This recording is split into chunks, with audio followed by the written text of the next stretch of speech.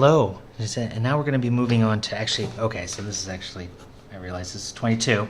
So in the Solomon's book, so this is actually going to, might differ quite a bit from from what Solomon's is doing, because there's just some components that I think are important where we talk about carbohydrates. So I'm an old carbohydrates guy, and I work with them quite a bit. And so it's sort of I find it an interesting topic, and so it's one that's not covered very often. And you might get some in biochemistry. Generally, it's not taught in organic chemistry, but it's starting to become increasingly important. And one of the problems with them is why it's not is researched as heavily as some of the other sort of fundamental biological processes. It's because they're inherently difficult to work with and synthesize. It's a lot easier to work with DNA because you can just use PCR reaction if you want to make a protein. It's not too difficult recombinantly. For carbohydrates, they can be very problematic to synthesize, stuff like that. But I still think it's an important component, stuff like that. And so there's some classifications here, stuff like that. So if we talk about a monosaccharide, right, we're just talking about a single carbohydrate. So it's like a polymer, stuff like that, where you have the individual links in the chain. So if you have one chain, it's called a monosaccharide. If it's very, very short, so let's say less than 10, it's sort of a fuzzy but if it's generally less than 10, but it's not one, it's called an oligosaccharide. If it's bigger than 10 links in a chain, then it's usually called a polysaccharide. Again, this is sort of a fuzzy distinction, but that's approximately what it is. And so for here, you've got this monosaccharide here. This is D-glucose. This is natural form of glucose. This is D-fructose, which is found in fruit. So with that, they can come together and make this disaccharide, which is a type of oligosaccharide, where you have the D-glucose and D-fructose coming together to two. Now you're going to see me call saccharide, carbohydrate, sugar. They all mean the same thing, and I'll use them interchangeably, just whatever comes out of my mouth. So carbohydrate comes about from the fact that the general formula for most sugars is going to be for every one carbon, you have one unit of water. Okay, so by that, and so it's a hydrate of carbon, or a carbohydrate. So that's where it comes from. With that, and so for polysaccharides here, you're going to have a lot of, and we'll talk about these more in a minute. But you have something like cellulose, where you have these huge long chains. This is what's found in wood. So in the paper that's I printed this on. So there's a couple of different types, okay? And so you have aldoses and ketoses, and it all depends on the, if there's an aldehyde present. So there's the aldehyde here, or a ketone, okay?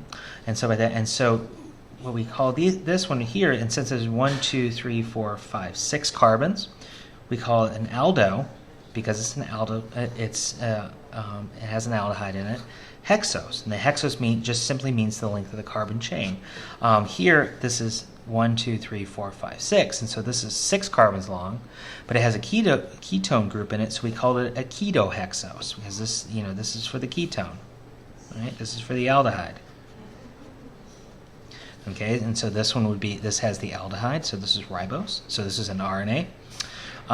So with that, but 1, 2, 3, 4, 5, right? So with that, and so it's an aldo because it has an aldehyde, and a pentose because now you have 5 carbons. Here it's one of the few 7 carbon sugars found in nature. So 1, 2, 3, 4, 5, 6, 7. Okay, so it's a heptose, acetohepulose. But it has this ketone group in it, so we call it a ketoheptose. Okay, now so what you're going to need to know, and actually the one that I'm going to give you is not going to have this part. Okay, it's just going to have this bottom part. How about that? So what's going to happen is I'm going to give you a carbohydrate like this, and so you need to be able to tell me what it is. Okay, what classification of it is. So the first thing you have to do is you say, okay, is it aldehyde or ketone? So this one here is a ketone, so it's going to start off with keto. This one's going to start off with aldo. Aldo. And this one here, this is a ketone, right? So it's going to start off with keto. And for here, right, there's 1, 2, 3, 4, 5, 6, 7. So you come over here, so C7, and then that's a heptose, so it's a ketoheptose. Okay, and now, a couple of things. One, don't forget that there is a carbon here, okay? And then we're just counting, all we count are the carbons. That's it, carbons. So don't forget that there's one there and there's one there. So for here, right, there's 1, 2, 3, 4, 5, 6, 7, 8. So you look down here, carbon 8, so it's an octose. Okay, so it's a keto octose. Okay, you can just get close on the name. I'm going to give you this chart so you don't have to memorize triose, tetros, pentos, hexos. Yeah, I'm going to give this to you. You're going to have to know keto versus aldo. I don't think that's unreasonable for that. But one of the things where people get tripped up is the fact that they'll count the hydrogen. We're not counting hydrogens. We're just counting carbons here. And so there's only 1, 2, 3, 4, 5, 6, 7, 8. Okay, for here, right? 1, 2, 3, 4. So it's a 4. It's a tetros. So it's a keto tetros. Not too bad. So usually when I grade these, you get a point for this being right and a point for that being right. So works pretty well. So you can have what are called D and L sugars. So we talked about this with a little bit in chapter 5, right? So dextrorotary, levorotary. So that dextrorotary is the clockwise. Okay. So D sugars are the one that's typically found in nature. There's a couple of exceptions. One of them is L-arabinose. With that. So, but for the most part, they're all in this D form. So with that, and so for this one here, so this is the naturally occurring one in this Fisher projection. But if you do the mirror image, right? So what you're going to do is we'll talk about this in a minute. If you want to make the enantiomer of it, make the L version of the sugar, you just flip all the chiral centers. So you just flip them like this, and so now there's a mirror image. This isn't a chiral center. This isn't a chiral center. This top and bottom aren't. So it doesn't matter where they're pointing. Okay, and so with that, and so how do you figure this out? All you do is you take the last chiral center away from the aldehyde here, or the ketone. If it's pointing that way, it's L. So if it's pointing to the left, it's L. If it's pointing this way, if this one's pointing that way, to the right, it's D. That's it. That's all you look at. Okay, so this one here, right, that's pointing to the left, so it's L. That's it. It's usually one up from this, some of that, and it doesn't matter about any of the other ones. Okay, and so for this one here, right, for this one, you just one up from the bottom, okay, because that's the last chiral center. This one here is facing this way, so this is D. This one here, you go one up from the bottom, there. Oh, that's pointed that way. It's pointing to the left, so it's L. And here, this guy here, right, so it's pointed this way, so it's D. And notice I didn't care about any of these other ones. It does not matter. If you're signing D and L form, you just look there. Now, the problem is these sugars can do this open form, but they can also form a closed form here. And so how do you figure out that way, right? Because you can't do this. Well, you look at this CH2, this CH2 group here. If it's above the ring, it's D. If it's below the ring, it's L. Okay. And so if you look at this one here, you can circle it. Oh, that's below the ring, so this is going to be L. Here, the CH2, it's always the CH2 group that's away from the, it's outside the ring. The CH2 group here, it's above the ring, so it's going to be D. This here, again, here's our CH2 group here. Again, it's above the ring, so this is D. And this one here, so even though this OH is pointed up here, the CH2 is below that ring, so this is going to be L. Okay. So, not too bad, right? Okay, so one thing about these is the fact that as you build further and further, so you have this is just the D version, so you have the enantiomers, the L versions. As you build up, right, so you get this 1 3-carbon sugar, 2 carbon sugars, 4, 8, 16, at 16 D heptoses, things like that. So you do not need to know this, but you're going to have to be familiar with this, of knowing, being able to look at your compound, look at this, and know this. I'm going to give this chart to you. You do not need to know this. Most people, most chemists don't memorize these. I don't have all of these. I have some of them memorized, but not all of them. And what I do is I have this chart on my bulletin board above my desk. So I don't have it all memorized, so I don't expect you to have it all memorized. Okay, and so so if you want to flip from a D to an L form, Okay, what you're going to want to do is you want to flip the side of the flip all of the chiral centers. Okay, so this is this isn't a chiral center here because that carbon only has 3 things attached. Here, this is a CH2, right? So this is not a chiral center. These all are, right, because they have they have H's on this side, right? This side is different from that side, and this side is different from that side. So all you have to do is take these ones in the middle and flip them. Or you can actually flip the whole thing if you wanted to. Okay. So like that, to go from the D to L form, okay, or the L to the D. Okay. So if you have L-glucose here, right, we're really interested in just those. And so you could, I usually go like this, and so this one here, it's going away, so it's going to the left, so now it needs to go to the right. Okay, right, so we need to go to the left. Here, these 2 are going to the left, so now they have to go to the right. Now they have to go to the right. That. The other way, so there you go. So this is the D form, right? Because of that. So if you want to do the pure mirror image of it, that's totally fine too.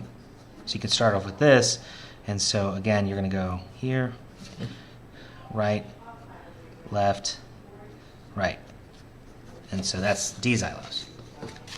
Okay, so you can do it either way. I don't care. You can just focus on these guys. Now I need you to write those, but you can either not move those or you can flip the whole thing. Doesn't matter. Okay, so there are a couple reactions with this, with oxidations. Oh, actually, did I not do the reduction? Oh, shoot. Well, we're going to talk about that in a second, too. And so what ends up actually happening is, and I'll amend the slides before we go through them. If you have a sugar, so let's say this one here, if you do I think it's industrially it's just done with hydrogenation, but on a lab scale it's sodium borohydride. It'll actually reduce this down to an alcohol. Basically, there's 1 H here. Now there's 2 OHs, or 2 OHs, hydrogens. Okay, so you would end up 1, 2, 3, 4, 5. 1, 2, 3, 4, 5 here, and so you'd end up with let's see. I think this is ribitol, and stuff like that. And so this is ribitol. And so you make what's called a polyol. And these are actually used in the food industry. So things like mannitol, sorbitol, things like that. So these are sweet sugars, but they're non-caloric because your body can't process them. So they just go right through your body. Okay, and so this is another reaction that you'll need to know, that sodium borohydride will actually reduce it down. But if you want to oxidize it, okay, so in this case, if you only want to do the aldehyde here, you can actually throw in bromine. Turns out that it'll oxidize up. You oxidize the bromine to bromide, this gets oxidized, so you reduce the bromine down to bromide, stuff like that. So and you make the carboxylic acid at this point here, and this is what's called an aldonic acid. Okay. If instead you want to oxidize down here, this is incredibly difficult to do chemically because of being able to pick out the different OHs. So typically this is done with an enzyme, and these are what are called uronic acids. And so you can sort of see if, sort of think about this alphabetically. So this starts with an A, so this goes at the top. This starts with a U, so it's down at the bottom. Okay, that's how you remember it. Stuff like that. So uronic acid, these are important in protein folding and in a lot of biological processes. The glucuronic acid, stuff like that. So if you want to do both, here and here, what you can do is you can heat it up with nitric acid, stuff like that, and actually do one. And this is what's called alderic. These are alderic acids, stuff like that. So okay, now one of the things that you can do is if you want to extend out the chain. So if you have a sugar and you want it, and getting it one size larger is going to be expensive. What you can do is you can do what's called a Kiliani-Fisher synthesis, and you use now you don't need to necessarily know the steps. Okay, but what you do is you use cyanide to attack here. This is actually pushes up there, and About that. And so you end up exchanging, putting another new carbon group here, NH, which if you put an acid will actually turn into an aldehyde. Okay, this carbon here, this CH bond becomes this CH bond here. Okay, but you notice that there's no control. You can either come in from this face or this face, and so you're going to, at this position, half the time you're going to go, the OH is going to be on the right, the other half is going to be on the left, and that's actually going to make a big difference on which sugar you make. Okay, and so, but you've extended it out. Okay, so so this is how I'm going to ask this question. Again, I'm going to give you this chart here. Okay, and so you say, okay, I'm going to use a Killiani-Smith with D-xylose. So you come down here. Oh, the D-xylose is here. So about that. So what sugar? And then we're going to ask what sugars are you going to synthesize? And so we're going to start with this. Okay. So this is our D-xylose. Okay. What ends up happening is you extend out the chain one way. Okay. Okay. But this becomes an OH. Half the time it becomes an. Oh, here. Let me this out. So what's going to end up, so OH, so all of this remains the same, like this, but this OH becomes, so this OH is this OH, and then in the Killiani-Smith you end up with an aldehyde one larger. Now, half the time you're going to make this, the other half of the time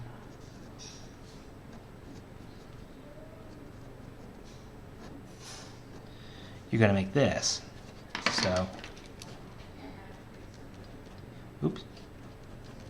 So this is that OH group that was originally where the aldehyde was. And so what you do is you go to your chart and you say like right, right, left, right. So you come down here and you go right, right, left, right. And so this is D-glucose. This right here. This one here is, I think this is mannose. It says left, right, left, right. So with that, so no, it's left, right, it's D-idose. See, I don't even have them all memorized. See, D-idose. Okay, and so what happens is you extended out the chain one length, right? You go from a 5-carbon sugar, 5-carbon sugar to a 6-carbon sugar. But the problem is this half the time. This top OH here, half the time it goes to the right, half the time it goes to the left, but the rest of the core is unchanged. Okay, so this is how we're going to work this. The other thing that you can do is, so here you go. You don't need to know these steps. What I'm looking for is here, so you can go directly from here to here, right? This is going to become the OH, right? And then you're going to extend out there. Okay, half the time it's this way, half the other half time it's that way. Now you can do what's called, I'm assuming it's pronounced vol, because he's German, a vol degradation.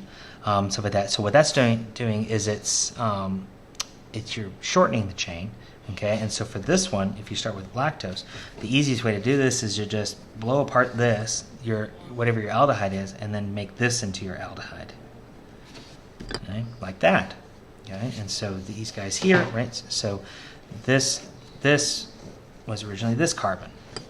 Okay, so you go degalactose, you chop off the top carbon, and now this one is the aldehyde.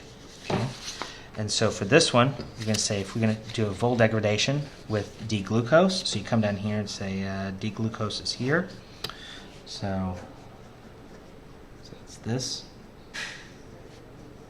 This one I do know. Okay, so this is the D-glucose. You can redraw this.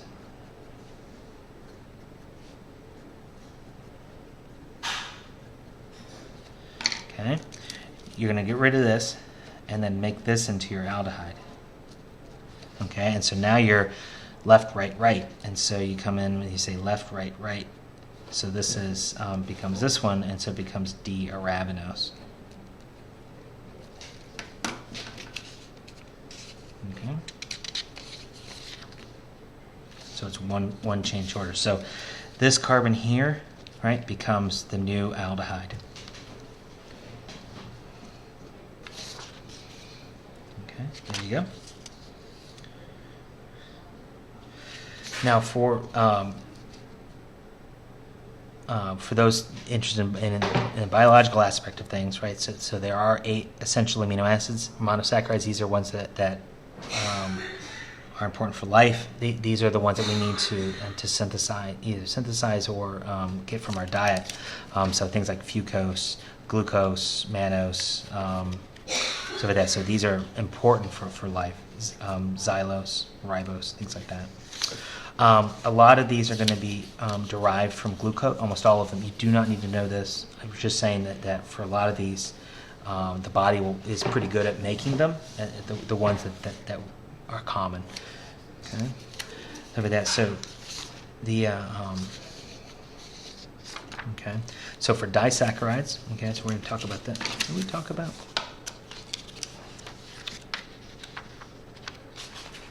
Oh yeah, we'll talk about that in a second. So for disaccharides, okay, you're going to have these together, right? So you have maltose, cellulose, sucrose, and lactose, right? So you probably have heard of maltose from malt, sucrose, that's table sugar, and lactose, which is in milk.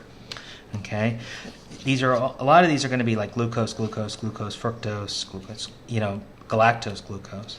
Okay, but for this glucose and this glucose, the only difference is actually how the connection is occurring. Okay, so this one here, it goes from carbon 1 to carbon 4, carbon 1 to carbon 4, and this one's pointing down initially, and this one's pointing up. But they're two different things. Okay, sucrose, you got fructose. Here you got lactose. Some of that. But it's still 2 sugars. If you have polysaccharides, okay, so you have cellulose. Okay, this one has what's called. They're all glucose. And this one here, this is found in wood, stuff like that. And so this one we cannot digest, okay? But in amylose, it has, this OH is going up, or initially this is going up. Here it's going down. That's the only difference between the two. And this one is found in say, potatoes, energy storage. Okay, so this one, if you look at it, right, we can't digest this. We lack the enzymes to be able to do this. Termites they can digest it, but we cannot. Here, amylose, we have the enzymes that can break these bonds. These are what are called glycosidic bonds. Okay, we have the enzymes to be able to break this down. And so if you look at the structure of these things, and so we can eat potatoes, we can't eat wood. Okay, well, we can. It's just fiber. And so if you look at the structure for these, if you were to draw these out and sort of minimize it, these are actually long. These are long and straight, okay? And that's what gives these molecules, or what gives wood its rigidity, right? So because those cellulose molecules come down the trunk of the tree, okay? And so it's sort of like having a bunch of little poles. That's what's holding up the tree, gives it structure from not being able to collapse. That's why we build houses out of them, right? And we put it with the grain going how we want to, put the load, okay? Because these things are very, very straight, very rigid. Okay, so there's a whole bunch of little like steel poles. Okay, for the amylose, what this one is this one's used for energy storage, and this one will actually curl. Okay, and the reason why we do that is for efficient packing. And so if you've ever packed a suitcase, the most efficient way to pack like socks and t-shirts and that kind of stuff is to roll it up. Okay, this is the most efficient way to pack in your sugar. Okay, so for that, and so the potato in this case, for a lot of these sorts of things, that's how they store this for later use. Okay, and so we're going to talk about how these things are linked together, and this is what's called linkage analysis. Okay, and so there's a couple things. Okay, whenever you do the linkage analysis, you're only looking at those 2 carbohydrates. You can sort of think about them in isolation. Okay, and so when you're done, you're going to take a step back, and then you're going to look at this one, and you're only going to be concerned about those 2. And then when you move over to this one, you're only concerned about those 2. The other molecule, the rest of the molecule doesn't matter. Okay, and so we're going to be talking about the left-hand sugar and the right-hand sugar, and even if it's just slightly, just very slightly left, that's all that matters. Okay, so you have left-hand sugar, right-hand sugar. If going from the left-hand sugar, coming away from the left-hand sugar, you are that OH group, the oxygen is pointing down. Okay, it doesn't matter what's going on with the right-hand sugar. If it's going down from the left-hand sugar, it's alpha. If it's going up, it's going beta. Doesn't matter. Doesn't matter what's happening to the right-hand sugar. Now, what carbon is the OH attached to on the left-hand side, on the left-hand sugar? Right, we're going to count them like 1, 2, 3, 4, 5, 6. I'll show you how to do the counting. Well, it starts off at say carbon 1 on the left-hand sugar, and it ends up, if you do the naming, on carbon, and the OH is attached, goes through into the carbon 4 of the right-hand sugar. So the way that you do this is you put the Greek letter, so alpha or beta. Now, if you write it alpha, that's fine. So with that, if you just put A, I'll know what you're talking about. Okay, and then you say parentheses left-hand carbon on the left-hand side, arrow right-hand side, close parentheses. That's how you typically look at these. Okay, and so for this one here, so actually I used to say, oh, you start here at 1, and that's true. So with that, but actually a student actually pointed this out. So notice how this is a 6-membered ring. Okay, and so if you look where the carbons are, there's actually carbon, carbon, carbon, carbon, carbon, carbon. Okay, so there's a carbon here. If this is, notice how this is a 6-membered ring. Okay, so for that, so that's typically going to be made by a 6-membered sugar, and so the last number is the one that's sticking out. So you're going to go 6, 5, 4, 3, 2, 1. Okay, and stuff like that. And so now don't count the oxygen. We're only counting carbons. Okay, so if you get to this point and you're not at 1, something's happening. 9 times out of 10, what's happened is that you've either forgotten this one or you've most likely forgotten this one. Okay, so for this one here, right? So again, these are all 6-carbon sugars, and so in this case, 6-membered rings, so it means 6 carbon sugars. So this one here is it's going to go 6, 5, 4, 3, 2, 1. Over here, right? 6, 5, 4, 3, 2, 1. And then for this one here, you notice how this is an L sugar. Now it's a CH3, but that's okay. But it's an L. It's L-fucose. Okay. So 6, 5, 4, 3, 2, 1. It's still the one that's hanging outside the ring, even though this doesn't have an OH group. That's fine. So for that, go 6, 5, 4, 3, 2, 1, like that. Okay. So we've numbered all the carbohydrates. Okay. And so we're looking at this linkage right here. We only care about those 2 sugars. Okay. That's all we care about. Okay, and so we look at the left-hand sugars. Notice how the OH is going down, or the oxygen is going down away from this, and so down means alpha. Okay, and it's going from carbon 1 into carbon 3 on this side. So it's an alpha 1, 3. So for this one here, right now we only care about those 2 sugars. Okay, and so for this one, right, going from the left-hand sugar, now it's going up. All right, it's going up like that. The oxygen in that linkage. Okay, so this one's going to be a beta. Okay, and it's going from 1, and it's ended up at 4. Okay, stuff like that. And so this one here, notice how this one is shifted slightly left than this one. Okay, so we're only concerned about these 2. Okay, stuff like that. And so this one's shifted slightly left, so we consider this left and that right. Okay, and so again, this one's going up right here, so it's going to be beta.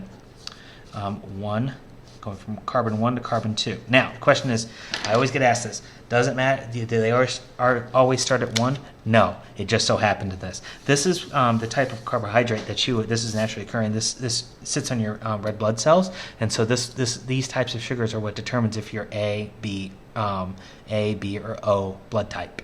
Stuff like that, so it's these carbohydrates. Okay, I think this is A, but I could be wrong. Stuff like that. So and so it just so happened that this particular one ended up being 1 to 3, 1 to 4, 1 to 2. But you could have it start, so you could link it through here. You could, 6 to 6 or whatever. It doesn't matter. It really doesn't. With that, so it just so happened that this one they all start at 1. Okay. Now there are a couple of different types of sugars, and so if you notice here, notice how that doesn't have an OH. It starts with a nitrogen. It has a nitrogen in it, and those are what are called amino sugars. Okay, you've replaced an OH with an amine, and so you either have an amine or you have an amine with an acetate group on here. So N-acetyl so with that N acetyl because there's a nitrogen on it. Okay, you can also have ones where there's the OH is missing. So we saw that down here with the fucose, right? There's not an OH there, okay, hanging off there. It's just a regular oxygen. Those are called deoxysugars. So those are going to be important in DNA. So this is deoxyribose.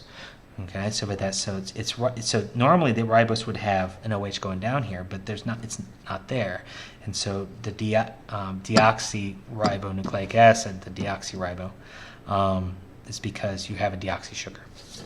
So, okay.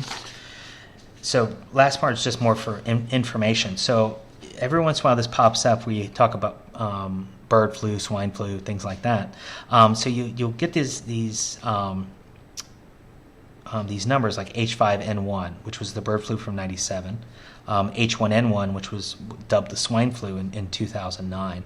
What is actually happening is these are actually two components that they investigate on the virus. Okay, so the H is the hemagglutinin type, so this is how it enters the cell.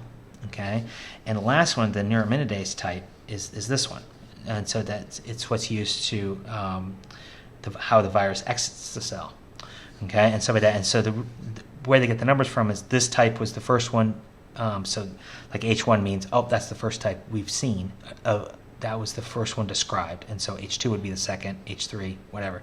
So this one had the fifth, contained the fifth hemagglutinin type that was described. Okay, so this one, they both actually had the same neuraminidase type in one, the first one that was described. Okay, so what you can use is actually this this neuraminidase type by using things called Relenza and Tamiflu. And so the last part is the molecule after it infects the cell. The virus hijacks the protein synthesis to actually make more virus, and then when it gets shuttled outside of the cell, because it's not lytic, so that gets shifted outside the cell, it's actually handcuffed to the cell, and this neuraminidase comes in and cleaves this and releases the virus. Okay, so with that, so right now it's handcuffed. So with that, to this gets clipped off, and then away you go. They're neuraminidase acid. Tamiflu and Relenza clogs up this neuraminidase. Okay, and so this process doesn't happen, and so this virus particle ends up being handcuffed to the cell, and so with that, and so when the cell so it can't move on to infect other cells. Okay, and stuff like that, and so that's what they do. And if you look at this looks a heck of a lot like this. These components look very similar to this. They're enough that the body won't break it down, but you'll see this a lot in drug discovery. That especially if you start with a natural compound, there's going to be some components there that'll look very, very similar. So actually, if you look at the original statin drugs, they actually look like the original natural compound that was originally looked at. They have the chain that contains the two hydroxyl groups actually is the same in all of them, including that, stuff like that. So, okay, so sweeteners is the other one. So with that, so how do we get the sweetness without adding calories? Okay, and if you notice, very few of these actually look like sugars. Okay, so they're all relative to sucrose, or table sugar. Okay, so glucose is a little bit less, lactose is even less, which is why milk isn't like really, really sweet, stuff like that. So, but fructose is almost twice as sweet as regular sucrose. Okay, and so what's going to happen is what these artificial sweeteners do is they actually bind to the sweet receptors on your tongue. Okay, and actually, contrary to popular myth, they aren't clumped into different regions. They're all throughout the tongue. So you get that sweetness while it's on the tongue, and then after you swallow it, who cares, right? So it just needs to do that. And so what happens is these components aren't